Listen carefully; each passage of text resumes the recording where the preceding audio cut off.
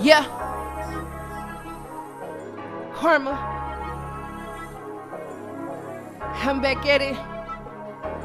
It's the High Heel Tea Podcast. Yes, sir. Where we speak on real topics that'll make you laugh. Looking good, smelling good, that's a boss chick. Yeah. 6-inch heel, show you how to walk slick. Hey. High Heel Tea with Crystal Lee and Ree Podcast. Hey. High Heel Tea with Crystal Lee and Ree Podcast. Hey. High Heel Tea with Crystal Lee and Ree Podcast. Hey. And it's the podcast, and it's the high. High Heel Tea with Crystal Lee and Ree Podcast. High Heel Tea with Crystal Lee and Ree Podcast. High Heel Tea with Crystal Lee and Ree Podcast. And it's the podcast, and it's the high. Let's go.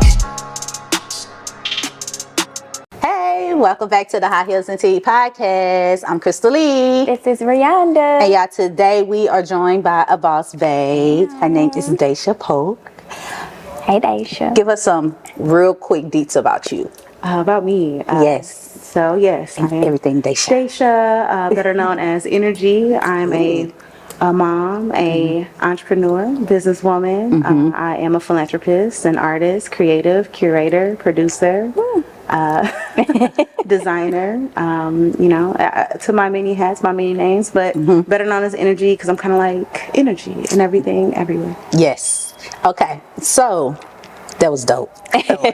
I'm glad. I just said, I got a question. Did you practice that, or that's just off the dome? That's straight off the dome. Oh, okay. You write poetry. Yeah, I do. Do you say poetry off the dome? Actually, you know what? I'm growing in that space. But as far as right now, I'm really heavy into like writing. More than like flowing. That's a skill. That's a talent. So flow? People got gifts, yes. Okay. Freestyling. I'm gonna just say that I ain't ready for it yet because I'll say anything. And we're not ready for that yet. We're not. So before the end of the podcast, will you be able to bless us with one of your favorite? That would be nice. Okay. Put me on the spot. Exactly. But you should have known that. Yes. By the end, you're gonna know. You're gonna be ready. You'll be like, all right, I thought of something real dope. Okay, so I reached out to you about joining us today because I see you all the time on social media and from a poetry standpoint, but I'm learning this way more today than just poetry, but I really want to shine a lot of light on the poetry side of things in the industry. How long have you been doing it? Yeah, so I actually started writing poetry in like the 4th grade. Really cool. What inspired you? You know, nature really more so from the beginning. Just something that I was doing that I wasn't really thinking about. Like, it wasn't anything that was encouraged or discouraged, you know. And so, just as a creative, a young creative, I liked that freedom that I had to not always think that like every time I went to make something, somebody was going to be like, let me hear it, you know. Like it was just something that I did. Did you start off like journaling and then it grew into poetry? Honestly, it just kind of was in tandem. I had always had journals and diaries running. It just had more to do with how people would not even believe the things that would happen to me unless they was like, you know, unless I like gave you the full story because you did not believe it. Yeah. And so even at one point I had a journal that I shared with 4 girlfriends. We went separate schools, so it just was a cool thing. Like it was just a way to document, but also have that bond through our love of words. Absolutely. But I did not even know how that was going to manifest into me wanting to, I guess, for the most part, professionally write, remember, and recite my own words. You know? I had recently, you put me onto Maui. With the self-care and chill Sunday, and I recently heard one of her podcasts. I was just cleaning, and I was like, you put it on there. And she mentioned something similar. That's how I was just like, she was saying that pretty much due to, I guess, like the things that was transpiring in her life as a kid, she started to write it down because when she would go to the adults and let them know like, hey, this happened to me, that happened to me, they would be like, you know what I'm saying, Shauna out. And so she just started writing about it, and then it grew into poetry, and then it grew into who she is today. So that's pretty dope. I mean, Maui alone though, she came here. I actually was one of her opening artists. We was that was incredible. We was there. Yeah, we was there too. Such a good time. It was beautiful. It was beautiful. So I never heard of her until she I like poetry. Yeah. But yeah, that's what poetry is. It's like sometimes trauma is able to get all that stuff out. But I would say you can write about things, but with poetry, it's a different flow of words. It is. What you mean? So like when you put words together as a poet, they come to your brain in a different way, as far as like rhyming or different sentences to go together. So like she was saying, she was journaling. Like you can talk and we can journal, and we can speak about like what's going on or what's happening in our life. But when you write a poem, it's like Definitely. I would say the difference between those two is like storytelling versus, because poetry does paint a picture. Poetry evokes emotion. Poetry can come in all different types of shapes and sizes. It's people that focus on the syllables. It's people that focus on the first letter. It's so many ways to poet. But then you do, have those people who have the gift of being able to tell a story. And I feel like in a large way, those are two very, very different lanes. But you do find that there's some that have both skills where they can tell a beautiful story, but also give you that same story in a couple lines and it still be just as impactful and powerful. So I started journaling. I think I mentioned it to you. I started journaling like in November. I just thought, like, man, I gotta stop lying in my stories. I'm done. I gotta stop lying in my journal. Epic. Okay. Because sometimes it'd be like, I don't even want to tell the truth to myself about what happened today. It's about being accountable. I know. So it's just like, actually, today was a really good day. I did do this and this and that. And I just be like, Crystal, no, get it out. Tell the truth. Who you tell like the truth. Look yourself in the mirror. Now, you know what? I named my journal the Preparation Station. Which is, it's inspired by one of Maui's poems that I read. And I was like, oh my God, it's dope. Because I said at the end of all this, by the time I make it to the last page, I'm going to look back at the first page and I'm going to be like, girl, you came a long growed way. up. I always know you was going to grow up. It has definitely taken me a minute to get back into looking at some of my past. Yes. Because I know that's not cringing who I am today. Yeah, absolutely. Yeah. But it is a beautiful reminder of where you've been. Yeah. Exactly. And it's a great way. Baby. Yes. But, okay. And it's a great way to just see the situation outside of yourself, though. And then you also have an excellent opportunity for more recall of like what did happen. So you over trying to smudge out some of the details. I'm like, look, just think of it in a way where it's like anything can happen between now and whoever could possibly stumble upon it. So what story of your life would you like to leave somebody behind? Well, I don't think I want no one to read it. And so I'm thinking like, what if my kids find my journal? She putting it in notations. I did. Yes. It's like, what if one of my girls find my journal today? I don't want you to read this today. So you can read it when mama... 12 months from now, mama 12 months from now, don't read who mama is today. So I kind of like tweak things to where it's like, okay, I did tell the truth, but not the whole truth. The future tense. The Vinci Code. Now you gotta get the codex and decipher. Yes, maybe I know the future tense. I'm gonna name my journal. But that's not what it really meant to say. The Vinci Code, I swear. And I'm like, I hope in a year from now, I can go back and read this and I know like what I was saying. I'm like, I gotta be more honest with myself. Okay, anyway. Hey, but that's the first step. It's okay. Thank you. See, you see? Speaking of existence. Yes. I know what my problem is. You can do it. I know what my problem is. I know what it is. No, I'm gonna go ahead and take me a little. Take you a little. By the way. Take a little sip. So another question I had for you was, what type of poetry do you do now? Like, what inspires your poems, your work today?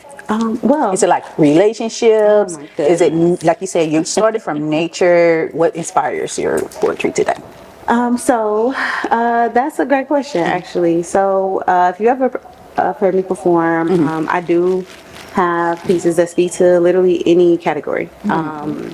I have a wide range of pieces because I do perform poetry professionally.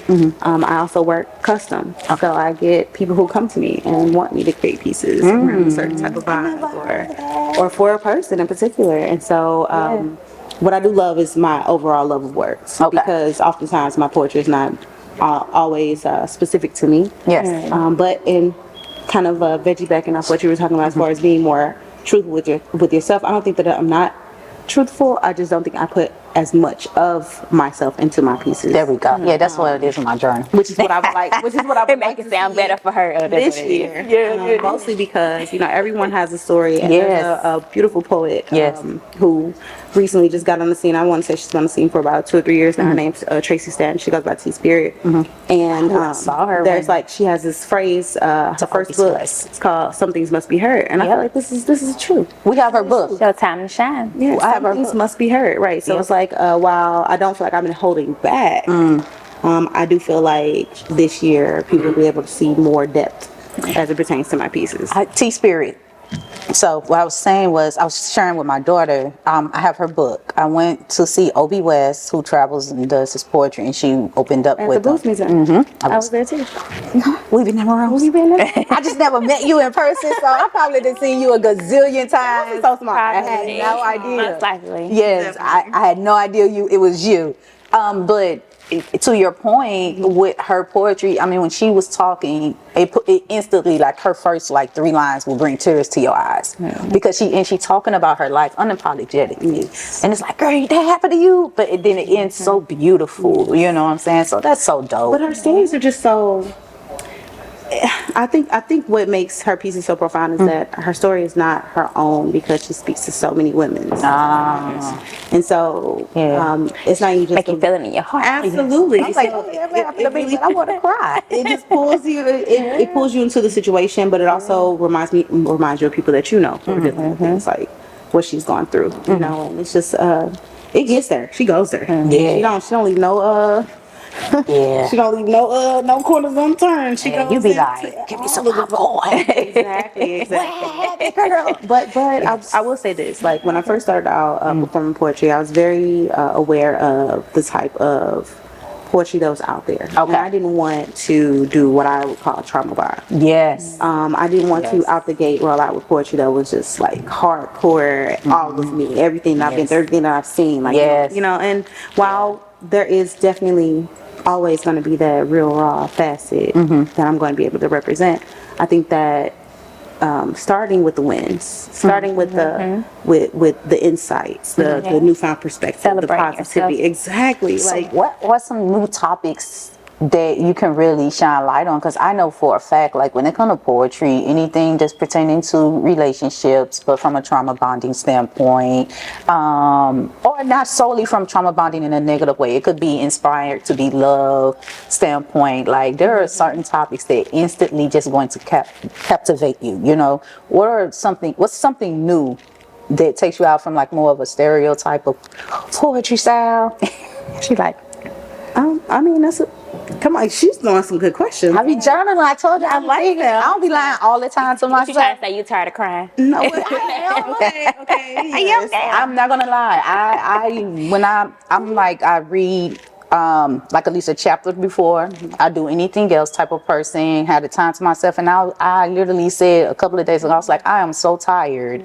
I don't want to say I'm tired of healing, but I'm tired of this space. You know what I'm saying? I want fun, and I'm such a goofy person naturally, but I want fun and excitement, or I want to read something that makes me feel super good and still learn. I don't know if it's just the way things are read or the way I comprehend. I don't know if I'm just emotional, passionate. I don't know what it is.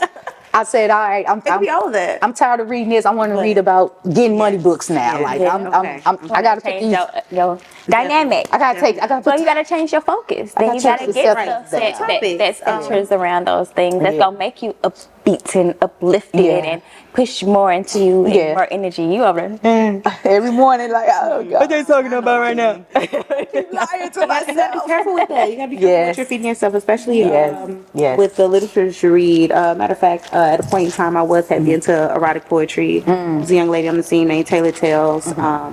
She focused on custom erotica, and we started a clubhouse where we would be up Friday nights. But what was dope about clubhouse that you can get everybody from all over the world. So we had a little bit of everybody in the group sharing their pieces, and them days would be gone. I'm talking like we'd be up till like 4 o'clock in the morning, just I mean, they be talking about everything. Yeah. Everything. But then it's like, be careful what you before you go to sleep. Because I will fall asleep on the Clubhouse. Yeah. We'll have all kinds of crazy dreams. I'm like, yes. This is not my, where is these feelings coming from? So maybe some of them feelings not even your own. You know what I'm saying? Sometimes You're putting that, you know, you're holding on to it because you haven't even created ways to release it. And I think that the journaling is the release. But if you're reading, if you're pulling in more than you're pushing out. Yeah. And you got to start being real in your journaling. You can't be writing down lies. Like, I got it. maybe you should put lie. Be like, today, Mom felt good. Like, today. Start over. You know what? It's baby steps. It's baby steps. 1% better every time. But it's been beautiful, though. It's definitely a dope way to release. And I did start going to therapy like 3 years ago. And one of the first things that she mentioned was like, get you a journal and start writing. I was like, girl, I ain't got time for that. But I will listen, but that doesn't mean I always follow everything, but I still hear, you know, I don't reject anything and that's probably why I'm so emotional every morning, because I'm not rejecting certain stuff. But anyway, back to that. So this year was really tough. Last year, I'm sorry, was really tough. And I was like, I need to find a way to just process stuff. I get tired of talking about the same stuff. You know, you get tired of thinking about the same stuff. And I thought about the journal, and I went and got one, started writing. I mean, I felt good instantly. And then, because you got it out. Yeah, then, but fast forward, I'm like, I like the journal still, but I'm like, I can't. I gotta change what I'm reading, and you know what I mean? It felt good a couple of months ago to read these things and go cry in the corner, take a shower, and be like, all right, now it's time to switch it up. But now it's like, you want to push through. You want to jump over that. Absolutely. But rise. I was gonna say, but moving out of that space. So and I'm joking about crying in the corner. I don't be crying. I know I'm crying. You should, so there's a shop on South Jefferson called Liberated Roots. Okay. It's basically a house of Black-owned brands from all over the country. Ooh. I'm talking about and the lady behind it, she is a fashionista. She's into sustainable clothing, so she does a lot of hand sourcing, and I'm talking about we're talking like high-end hand sourcing. So yeah, she be having some good finds in there. Okay, but she has 2 things. She has a rest deck, which is beautiful. It's Black made, and then she has 2 affirmation card decks. And I would prefer to start my day with affirmations instead of only because I know what my energy is like. And when you do, it's almost like having a heavy meal in the morning. You know what I'm saying? Like, you don't want something heavy that's gonna bog you down. You want something that's gonna carry you at least through half that day. Okay, so maybe you just want to switch it up, get some affirmation cards instead. Instead, that's a dope idea. Thank you. No doubt. And the rest, because I think that's the answer. Is one of those. It's sort of like an affirmation deck, but it has more to do with being mindful about getting rest and self care. Okay. So it's like a way for you to pull, you know, exactly, and get a tidbit of something that will. That you can carry through the day that will remind you to take a moment for you. That's dope. Thank you. It's some good alternatives. I mean, it's one thing to tell you to get one. It's another thing to tell you where you get it from. Yes. So. Thank you so much. Liberated Roots. So I see your necklace 444. What is that? It's a sequence. So we as human beings, we see signs and symbols and everything. Yes. You know, it's how we understand our world around us. I am also a numerologist and astrologist, more heavy on numerology than astrology. But it's 2 sides of the same coin, essentially. But numerology is my focus only because they're a little more concrete to me. I mean, I won't say a little more, a lot more concrete. Okay. So I teach a course. On occasion. I did a course last year on 11/11 with a young lady named Kalia. She has a company called Divine Productions, and she hosts holistic events all throughout the year, usually on celestial days. Matter of fact, we're working on partnering up for a spring equinox event. So you know what that? But the 444 are all numbers. They have their own inner meaning that is translated through all languages to be similar, if not the same. And so when you do study the numbers, more so from the perspective of like, knowing your ABCs, you know, to that same energy, but at the same time, like, you know, words that start with A, but it's different when you know the number and you know the characteristics that are associated with that number. So that's what really the study of numerology is, just both knowing the characteristics and knowing what they could mean when they show up in sequence. And there are all kinds of sequences. No, there are all kinds of sequences. There's, there's 1111. There's It's the 4-4. 444. What we got coming up? 555. I mean, 2-4-2-4.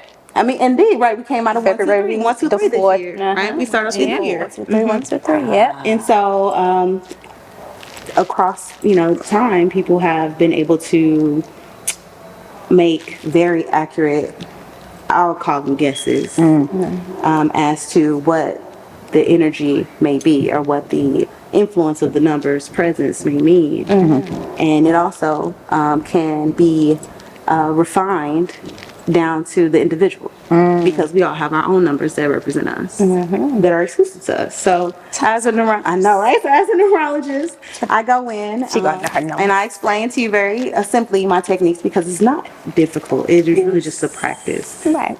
It's a very repetitive process where you're just inundating yourself. So that's the reason why I keep the 444, is because I need the memorization for myself as far as what it means to me.